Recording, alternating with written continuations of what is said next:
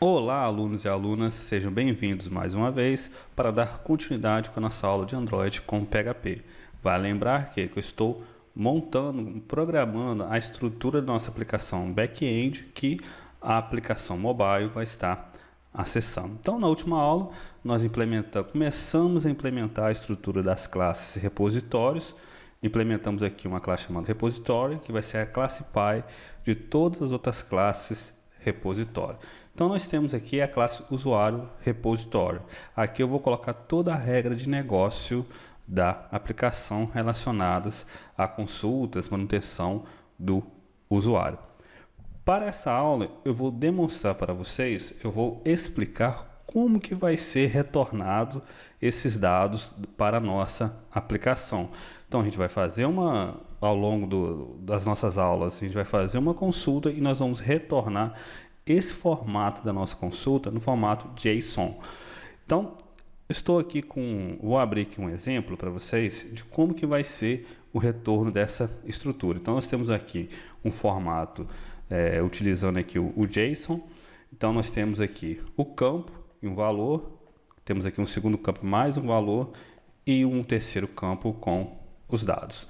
Então aqui a nossa estrutura será da seguinte maneira: esse campo status ele vai retornar um código, porventura vai ser um erro da aplicação ou alguma mensagem, um status indicando que uma consulta foi retornada com sucesso, que o usuário foi encontrado com sucesso, se o usuário não foi encontrado, entre outros detalhes. Então, para cada tipo de mensagem, a gente vai colocar um código.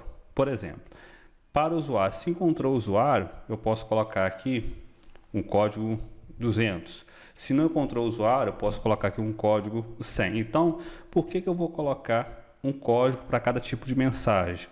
Pois a nossa aplicação, quando a gente retornar essa mensagem para a aplicação mobile, ela não vai saber que tipo de retorno, o que aconteceu com a aplicação. Então, eu vou utilizar um código para identificar uma mensagem que eu vou estar retornando para a nossa aplicação mobile.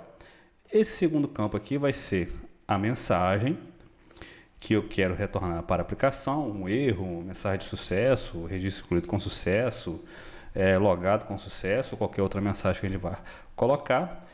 E um terceiro campo que vai ser os dados. Nesses dados eu vou colocar informações adicionais como relacionadas ao usuário. Como por exemplo, eu vou estar retornando aqui o código e o nome do usuário. Eu posso colocar mais informação. Então nós temos aqui uma estrutura do formato do arquivo JSON que nós vamos estar retornando para o nosso projeto. Eu não vou explicar aqui o que é o formato JSON, vou colocar um link aí na descrição do canal. Vocês podem também procurar tutoriais no YouTube explicando o que é esse formato, pois o meu objetivo não é explicar aqui, detalhar o que é o formato JSON. Então, para vocês entenderem, ele tem essa estrutura aqui. Para quem já conhece aí o formato JSON, existe um site, e você também, para você que não conhece, existe um site chamado JSON Lint que serve para você validar os seus arquivos em JSON. Se eu pegar esse conteúdo aqui e colocar na página e mandar validar, ele dá uma mensagem falando que o JSON está correto. Se você vai montar uma estrutura, por exemplo, é interessante que você valide se está ok o formato que você quer retornar. Se eu colocar aqui, por exemplo, uma vírgula a mais aqui, ele vai falar que existe um erro no meu formato. Então, esse site aqui é bem interessante, que é o jsonlint.com. Agora vamos lá. Para que nós possamos retornar uma estrutura no formato JSON para a nossa aplicação, será bem simples. Eu vou demonstrar aqui como que eu vou fazer isso ao longo das aulas com o nosso projeto. Essa minha função aqui, logar, eu vou passar ela para public, pois eu vou precisar de acessar ela depois aqui no meu usuário controle. Então eu não vou colocar nenhum código aqui de consulta de banco de dados, apenas vou colocar aqui a estrutura de como que vai estar sendo retornado para a minha classe usuário controller, que depois posteriormente a gente vai estar convertendo aí para o formato JSON. Nesse método aqui a gente vai utilizar para fazer consultas no banco de dados, só que agora aqui nessa aula eu não vou fazer isso. Então vamos lá, eu vou criar aqui uma variável chamada resultado e vou criar um array. Esse array é o que eu vou utilizar para converter para o formato JSON. Então, nós vamos colocar aqui array, status, eu vou colocar aqui, atribuir um valor para esse campo status, nesse caso que eu vou colocar 1, simplesmente para teste, depois a gente vai mudar ao longo da nossa aplicação. Mensagem, que vai ser o conteúdo dela. Eu vou colocar essa mesma estrutura aqui, ó, esse mesmo conteúdo, está aqui. E o terceiro campo, que seria os dados. Então, nesses dados aqui, ó, vai ser um outro array, que eu vou estar utilizando para armazenar, compor o valor desse meu campo aqui. Vamos jogar aqui para outra linha, para ficar um pouco mais organizado. Aqui. Aí eu vou colocar assim, array, código, qual que vai ser o valor? Vamos colocar aqui 1.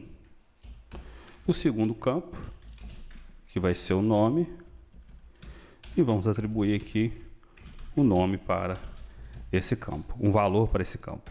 Ponto e vírgula aqui no final. Vamos salvar e vamos retornar esse array para o nosso método. Retorno resultado. Prontinho. Então, aqui nós criamos aqui um array que vai representar essa estrutura aqui, que já vai ser a estrutura que nós vamos estar utilizando para os nossos projetos. Agora, o que eu vou fazer? Nós vamos acessar essa classe usuário repository aqui na classe usuário controller, que nós já implementamos em aulas posteriores. Mas para isso eu preciso importar o namespace desse usuário repositório. Como que nós vamos importar esse namespace? Use app repositórios barra usuário repositório. Então, aqui ó, é o namespace, nesse caso aqui, app repositórios, é o namespace da classe usuário controller, usuário repositório, no caso que a gente está importando aqui, e o usuário repositório é o nome da nossa classe. Bem, agora eu vou criar aqui um método chamado logar. Lembrando que, como a gente vai utilizar a classe usuário controller para poder fazer as rotas, eu tenho que utilizar esses parâmetros aqui, request e response, que vai ser aí os parâmetros para a gente poder fazer tanto recuperar aí a requisição e enviar a resposta para a nossa rota. Eu vou copiar aqui esse método aqui e vou mudar esse método para logar. Vou criar aqui a instância da classe usuário repositório,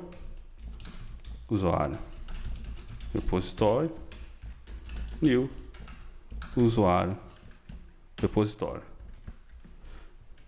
Aqui ó, no construtor da classe usuário repositório, ela tem um construtor que a gente recebe parâmetro, mas a gente passou aqui um valor default como null, só que a gente não vai estar utilizando esse valor por enquanto. Agora vamos retornar o resultado ali do método logar. Vamos colocar aqui uma outra variável, vou chamar ela aqui de resultado também. Lembrando que para acessar um método de uma classe eu tenho que utilizar aqui o símbolo da seta. Vamos chamar aqui o método logar. Ele tem dois parâmetros aqui, ó. Eu vou passar vazio, já que a gente não está utilizando parâmetros por enquanto aqui na classe usuário controle. Então, quando a gente for fazer as consultas, a gente vai estar utilizando esse recurso aqui. E por fim, agora nós vamos retornar aqui a resposta para o nosso método logar. Como que a gente vai retornar isso? Vamos colocar aqui o return e vamos converter esse carinha aqui para o formato JSON. Então nós vamos estar utilizando aqui o parâmetro response, que vai ser o resultado que a gente vai estar retornando. Quando eu quero recuperar algo que o usuário, que é a nossa aplicação, vai enviar, a gente utiliza aqui o parâmetro request para poder recuperar parâmetro, entre outras informações. No nosso caso, que a gente quer retornar a resposta, que vai ser aqui o parâmetro request. Aí como que vai ser aqui? O if JSON, que é o nome do método, para poder converter para o formato JSON resultado.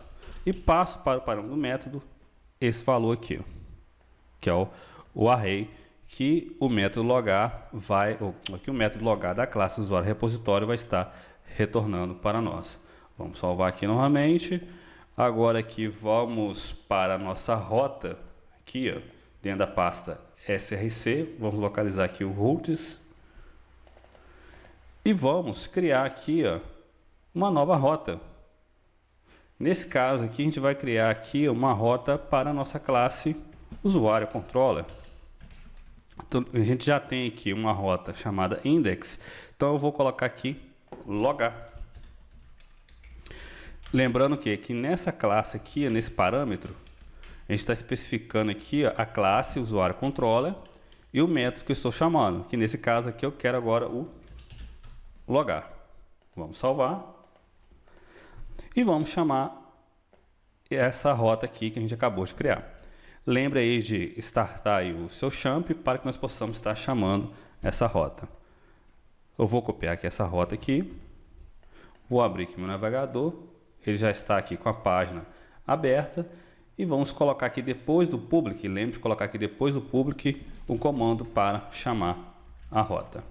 Deixa eu apagar aqui essa barra aqui que tem a mais e vamos executar. Então veja só que ao chamar a rota, o formato JSON foi retornado com sucesso, de acordo com como foi planejado nesse arquivo aqui, ó.